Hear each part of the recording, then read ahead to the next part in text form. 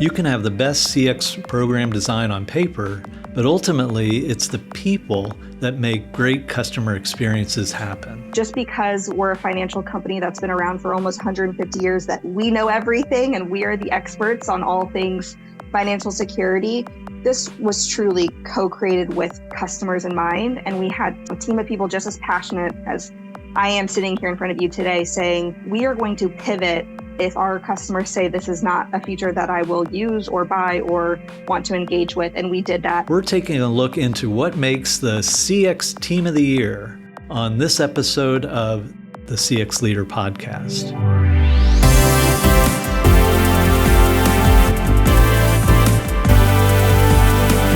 The CX Leader Podcast with Steve Walker is produced by Walker, an experience management firm that helps our clients accelerate their XM success.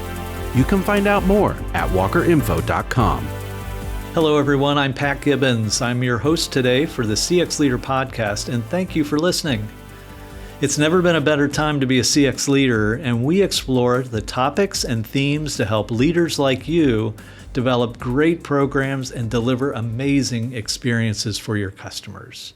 You know, managing your money is already a stressful task, and it's sometimes difficult to intentionally think ahead about what happens when we retire. Luckily, there are some very smart people in the world of personal finance who can help us with that aspect of life. But what does the customer experience look like in that field? Well, we've been fortunate to have an opportunity to interview winners of the 2023 U.S. Customer Experience Awards.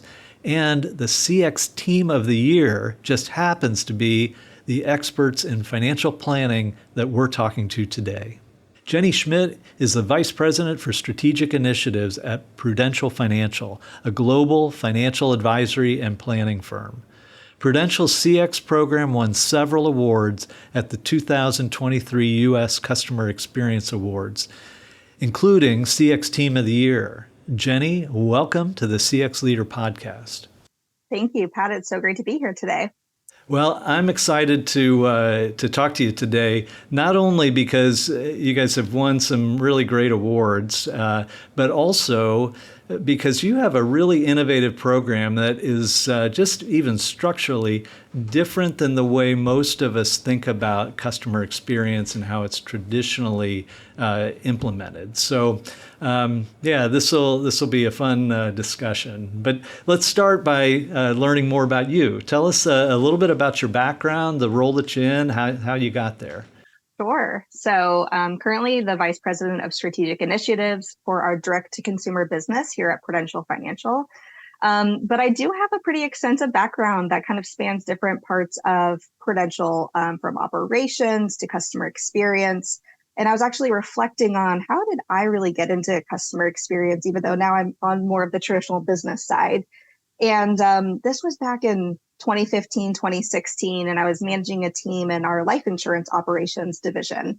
And I'd been doing that for a couple of years, and there was this internal opportunity to apply and participate into something called the Life Insurance Innovation Lab. And what I would do is step out of my day job full time. That team would still manage without me. I wasn't losing my job, but I was able to move into this innovation lab for 6 months. And that was my first experience designing new concepts, new thinking, new product ideas that we could bring to market and create more relevancy for Prudential in the next 5, 10, 15 years.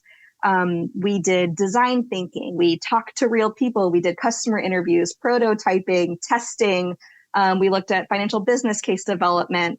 And by the end of that 6 months, we pitched our cases, which was really exciting.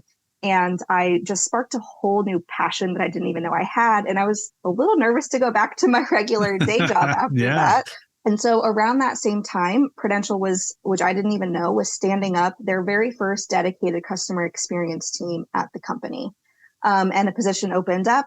I applied with it, just coming out of this lab, knowing this is something I'm actually really passionate about. And I became a strategist within our customer experience organization. And I was in that organization for many years. And then 2 years ago, or 3 years ago now, I moved into our direct-to-consumer business. And we really bring the best of kind of both the business, distribution, meeting customers' needs, and that customer experience expertise that I find so exciting. That is a great background. It's always interesting to hear how people ended up in CX, whether they were kind of assigned to do it or they aspired to it. But I love how it lit a passion within you and set you on your way. And your enthusiasm is definitely contagious. So that's wonderful. So these awards, let me go down the list and then we can talk about them. So first of all, you got a bronze award for Customers at the Heart of Everything. You got a silver award for Best Digital Transformation, a gold award for the Best CX in Financial Services, and a gold award for the CX Team of the Year. Okay, that's pretty impressive. How did you do that? And how did you decide to enter? Give us a little bit of background. So we certainly didn't set out to just win these awards. Our story is a unique one at Prudential. We spent all of 2022 deciding that we wanted to really expand access to financial security and reach millions more people than Prudential has been able to reach before through our more traditional sales distribution channels. Think about meeting with a financial advisor in person, face to face. That works really well for a lot of people. But only so many people are going to have the confidence or feel like they have enough money to do that. And we said, you know what, there is this extremely fast growing need for financial advice. There's millions of people out there that are really underserved in the marketplace. How can we create more accessibility? And so born was this idea that we would just build a brand new direct to consumer business. And that means reaching people starting digitally and giving them more choice to how they might want to work with somebody like a financial professional. And we said, okay, we're going to do this the right way. So we're going to forget our internal expertise and really focus on the people out there and what their needs are. We ultimately launched, and I need to explain this first to backtrack for a second, but we ultimately launched Prudential Stages for Retirement January of this year. And this is meant to be a online digital platform to help people navigate through pivotal life stages with more confidence and access to people for advice and solutions if they choose. And our vision is to certainly help people across all of the life stages that we go through. But we first started with a very complex and emotional life stage of retirement. And our research shows, well, that is one of the fastest growing parts of our population today. The Urban Institute, I think they list something like people reaching ages 65 and older is going to more than double in the next handful of years and reach something like 80 million people by 2040. Yeah. So this is a dire need now, and it's just going to keep growing over time. So if we're focused on confidence within a life stage, let's really start with retirement. And we said, okay, well, what are people worried about in retirement? Let's not make these assumptions. And we really grounded all of our decisions into our customer research and our design thinking. We talked 90-minute interviews, I'm saying, with people in retirement or planning for retirement. I was actually on the other side of the Zoom screen listening into these interviews. And we wanted to know, how do you plan for retirement today? Are you doing Excel spreadsheets at home? Are you bookkeeping? Are you going online? Are you using apps? What companies? Yeah. But most importantly, what are you most concerned about? What are you most excited about? And didn't really matter if you were in retirement or not. Most people had the same answer, which is A, I don't know if I've done enough.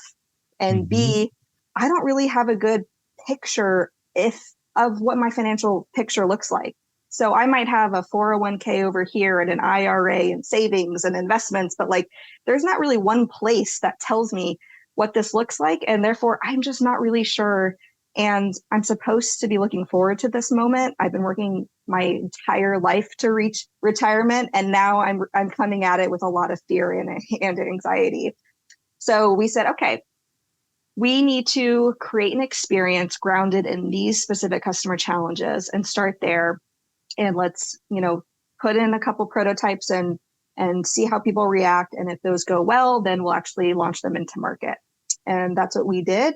leveraging an extremely talented team of people with great expertise from our product owners and our development team to our experience designers, our UI designers, our journey mapping expertise. So we really made sure that we had the right background across Prudential to come together and focus on solving this specific business problem. Yeah, wow. Okay, there's a lot there, so we have to unpack some of it. So the product, again, is Stages, right? And retirement, the first stop on it, which I think makes sense. All the statistics you mentioned, without revealing my age, I can tell you that I understand those things. That it's an interesting dilemma when just having seen family members go through this. You get to that point, and like you say, you've anticipated it, you look forward to it, and the last thing you want is the stress of the unknown. And so obviously a key societal issue, one that is common to a lot of people. So a good place to start. Then tell me a little bit more about then how you gathered all this information and kind of put it all together to really identify those priorities that you wanted to work on. So I think I mentioned this, we truly acted as a startup venture at Prudential. So we had to build this from scratch. We had to ask for investment along the way. And we had to continue to get buy-in in order to go through each of our phases and actually launch into market. And I think that was really smart, because who wants to invest potentially millions of dollars into developing something that will fall flat and not be successful into market? Sure. And so we really divided it into three main phases. And the first phase was really all about what we call discovery. And that's where a core of that customer research started to happen. So we did those interviews, we started to uncover their challenges, really hear what they care most about. And then we brought in our amazing design team to start to say, okay, this is how we could start to solve for that, leveraging the expertise at Prudential from a technology perspective, a financial solution perspective, how this would hook up into our infrastructure, and started to get that ongoing feedback. And then that we paused. We actually met with our venture board. We said, here's what we've learned. Here's how much it'll cost to build. Here's our confidence that this is going to meet consumer needs. What do you say? We got the green light. So then we moved into our first phase of development. We developed all of our minimum viable product feature set for our online platform and started to, figure out the pipes to the operation side of this as well. And we said, we're ready to kind of get our first alpha experience into market. And so we did some more testing, and that came back very positive. We paused, we went back to our board and said, all right, we think we're onto something here, but we want to do one more check-in and release that last round of funding we need to finalize our development and actually launch live into market. And so we're, able to make our business case again. And so all of that really led to a very thoughtful and phased approach to building Prudential Stages. And, I think one of the reasons why we won CX Team of the Year is because we really approached this so differently with such a wide variety of expertise to do this the right way and to let go of the reins that just because we're a financial company that's been around for almost 150 years, that we know everything and we are the experts on all things financial security. This was truly co-created with customers in mind. And we had, a team of people just as passionate as I am sitting here in front of you today saying, we are going to pivot if our customers say this is not a feature that I will use or buy or want to engage with. And we did that all throughout the process. And we were able to actually showcase those examples to our venture board to say, here's how we're evolving what we originally thought because our people are telling us, that's not something I would use. Let's do it differently.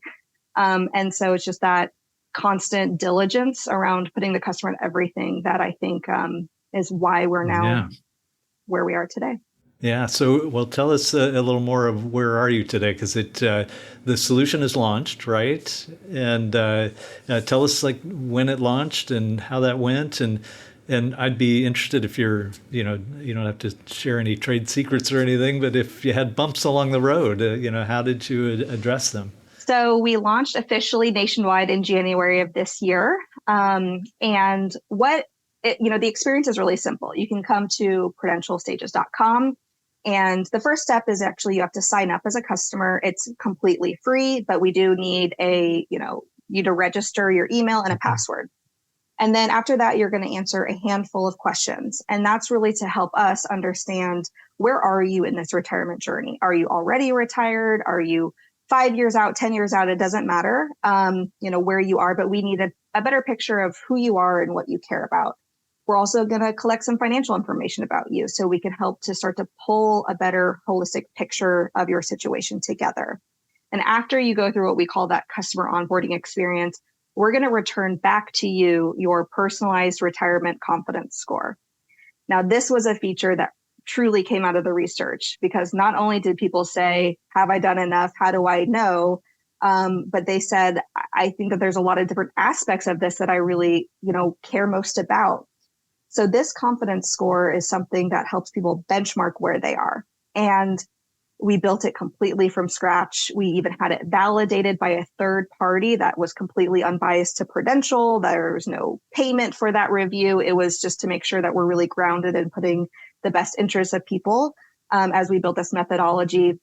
And a lot of our competitors out there can give you a Monte Carlo analysis around how much assets you've accumulated to expenses that you project over time. Mm-hmm. We're not doing that. This is a much more robust confidence score, and it's measuring your financial stability as well as your non-financial stability. So we ask things like, do you have a will? Do you have a power of attorney set up? Do you have a trust in mind? Have you named your beneficiaries? What are all of those things that you might be too busy for or is on your to-do list? And we're telling you, if you haven't done these things, then you're not as prepared as you might feel like you are. And we give you an overall score, and we also break down each of those key drivers for you. And so you really know where you're feeling really strong and where you have some room to improve. And a lot of that was set up based on our research to give people access at their fingertips. A lot of people are like, I'm a DIYer. I want to go online. I want to play around. Don't be a salesy, company at me.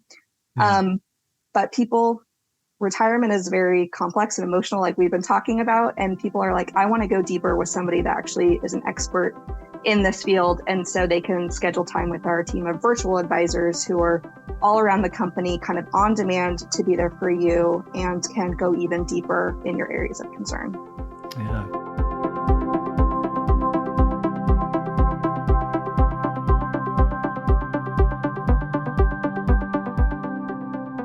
So you launch, you get things going, you start having activity. What were some surprises or things that either maybe it didn't operate the way you wanted, or maybe it operated better than you thought? What did you come across? I would say we are obsessively looking at our data every single day, every single week. We come together as a team to actually run through the financials end to end, which is really exciting, all the way from marketing through our digital experience down to our sales numbers. And, we really try to set expectations at the company level to say, we're a brand new business. We have a lot of confidence that this will work and scale over time. But, we want to be focused on really what we call our top of funnel activity first, and say, are we even attracting people to our experience? Are they coming? Are they signing up? Are they getting their confidence scores? And what was really surprising is not only were people coming, but we started to hit our sales targets earlier in the year than we even projected, because people were actually wanting to talk to our advisors, and that was leading to them, recommending certain solutions to meet their needs. And I think it just really shows, two things in our data that was really interesting. One, of all the people that have come, worked with our advisors and actually purchased something, 83% of those are brand new customers to Prudential. Never worked with us before. Yeah. And two, 80% of them are in the mass and middle market segment. So we actually are attracting people that we expected to attract. So I think from an unexpected thing, that was certainly unexpected for us, that it actually was resonating. And then from things that, weren't going so well, or some bumps in the road, we have some interesting and kind of funny stories about things like around our registration that we we had one assumption and the data told us something completely different. And we built a whole A/B test and ran that into market. So, I mean, it's just been a really fun experience to actually tweak the front door, so to speak, and actually see how that impacts the bottom line. Yeah. Now, in your team, maybe you can tell us a little bit about your team, but at Prudential, they have a corporate CX team that many of our listeners would be familiar with in a big company. You've got a center of excellence, but you're separate from that. And I would say that your team, while it's got a lot of CX and UX type people on it, it's not kind of the traditional setup. So tell us a little bit about your team and how it fits into the corporation. Yeah, love that question. We have a dedicated customer experience team at Prudential, and that's made up of different areas of expertise like design, experience, journey mapping, customer research. And they really kind of each of our different businesses, we have our dedicated life insurance business, annuities business, investments. We are the distribution side of the business. We would typically tap those teams on an ad need basis. Like, hey, we kind of want to learn something about XYZ, and they would kind of lend one of their experts and, maybe do a temporary project for X many weeks or months, and then they would go back. We said, no, we want to do this differently. We want to make sure we're truly keeping the customer at the center of everything we do. What would it look like if we actually embedded those people on our team full time? And that's what we did. So each one of our domains that are managing our digital experience, they have a product owner, they have developers sitting on their team full time, they have a designer sitting on their team, a copywriter, an experience designer, and then we have a journey mapper that kind of floats across depending on what the needs are. So they are fully embedded in the business, which I think is really exciting. And we are collectively looking at the data every single week and actually ideating and iterating that much faster because they're saying, hey, we see drop off in this experience. What if we designed a new way to, ask this question differently? Let's test it, come back, and then see if the business results change. And that is what is giving us extreme acceleration. Yeah, no, that's great. And I'm curious, you kind of got your own bit of a laboratory going on in your portion of the world. What's the rest of the company at Prudential think of you guys? Yeah, it's definitely very different. And I think we're starting to turn some heads in a really good way. We have had to tell our story and explain why Prudential Stages is doing things differently and what we've learned from doing things very differently. And it's been really positive reception across the board. In fact, a lot of other parts of the company are starting to kind of steal some of our best practices or embed resources on their team because they see the value of having customer experience a part of the business units, more embedded full time. And so, it took a little bit to kind of share out what we're doing. And once people realize, no, this is actually working and there's something to be done here, I think it'll just have a ripple effect at Prudential. So I'm thinking back to the use of data. Obviously, it is critical to what you use. Can you give me an example of how in your data meetings and everything, you took a particular piece of data that you were getting and you made a change? And it was something that you noticed and made a change and how it unfolded. I mean, we are obsessed with data, and I think that's been a really important muscle that we've been flexing since we've launched this business. And it's not just the leadership that cares about it. I'm talking about the teams who are, tweaking the experience or coming proactively with their ideas because they're looking at the data as well. And so each week we have what we call our metrics call, and we go through how many people are coming, how many steps are they getting through the experience, all the way through sales. And one of our product owners said, I'm really noticing specific drop off in a couple areas, but we have a couple of ideas that we think will address and help us get more customer throughput and more conversion, from sign up all the way to getting their confidence score and wanting to work with our advisors. And so they took that back and they came back after a couple of weeks and they said, okay, we are ready to release 3 changes into the experience. They're small, but we think these 3 will actually add up together. One of them is relevant to this conversation. We actually started to promote our awards on our initial registration page to bring more credibility and kind of excitement to the experience, create that trustworthy factor so more people will sign up and then start the onboarding process. The second one was another very simple one, but they actually reordered some of the onboarding questions to make a little bit more logical sense for the flow of the questions. And we started to see more people getting through all of the steps with that reordering. And then the third change they made around the same time was actually showcasing part of the confidence score before they get to the very end. So you actually get to unlock pieces of that along the way. We realize not everybody wants to answer 10 questions before they get their score. How can we do a higher value exchange throughout the process? These were great ideas. They were all launched and developed in the same time frame. And after, I think like 5 weeks of data, we just looked at this last week, collectively, we've seen a 10% lift in people from the moment they register, getting all the way through and getting their retirement confidence score. Wow. Isn't it amazing? Sometimes it's the little things, and the way that your team teased that data out to say, we notice little hiccups here. What if we try something different? And lo and behold, great progress. Well, we have gotten to that portion of the podcast where we ask every guest the question we call the take-home value question. It's kind of the hallmark of the CX Leader podcast. We ask for one tip, ideally something that is very practical and can be put to use right away by any of our listeners. So, Jenny Schmidt, what is your take-home value? All right. My one tip that I've learned through launching stages and watching end market is never assume and test everything. And I have a story that really backs this up. Oh, let's hear it. We were a team divided. The moment we got into market, as I've explained, the very first step of the process is asking people to sign up as a customer. It's free. There's no, you don't have to pay for it, but you do need to create a username and password. Then go through the experience and get your confidence score. We did that for a variety of reasons just to get into market quickly, but we assumed that's not what people want. Nobody wants to get to an experience and feel like they need our help, and they're just going to immediately leave because they have to sign up first.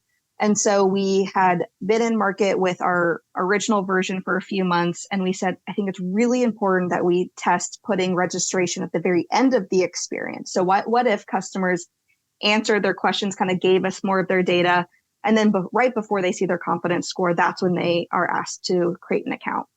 So that was a very big development lift. They basically had to rebuild everything that we just built into market and then run a true A/B test. So we sent 50% of our traffic to our original version A and then 50% to our new version B. And I'm telling you, we were all like, version B is going to be the winner. People want to register last. That's going to definitely increase our quality and conversion.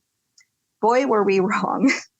Not only did our original version market outperform in every category, but it gave us a 95% confidence in the outcome that the data told us. So it was completely worth testing that assumption. I think you can never just assume just because we think something will work that people will actually do it that way. And I'm so glad that we took the time to run that type of test. So don't assume and always test.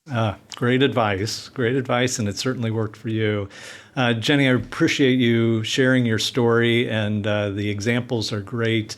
It's really a neat example of a very intentional process that is really focused on the customer. So after hearing all this, I'm not overly shocked that you got such great recognition. So congratulations. Thank you so much for the opportunity. We're so excited to share our story, and hopefully we'll talk again in the future. Great. We would love that. Jenny Schmidt is the Vice President for Strategic Initiatives at Prudential Financial. If you want to talk about anything you heard on this podcast or how Walker can help your business customer experience program, feel free to email us at podcast@walkerinfo.com. Remember to give the CX Leader podcast a rating through your podcast service and give us a review. Your feedback will help us improve the show and deliver the best possible value to you, our listeners. Check out our website, cxleaderpodcast.com.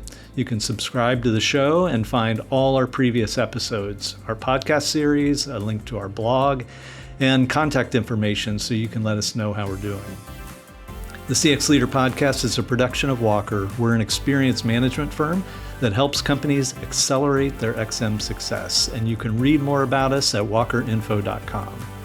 Thank you for listening, and remember, it's a great time to be a CX leader. We'll see you next time.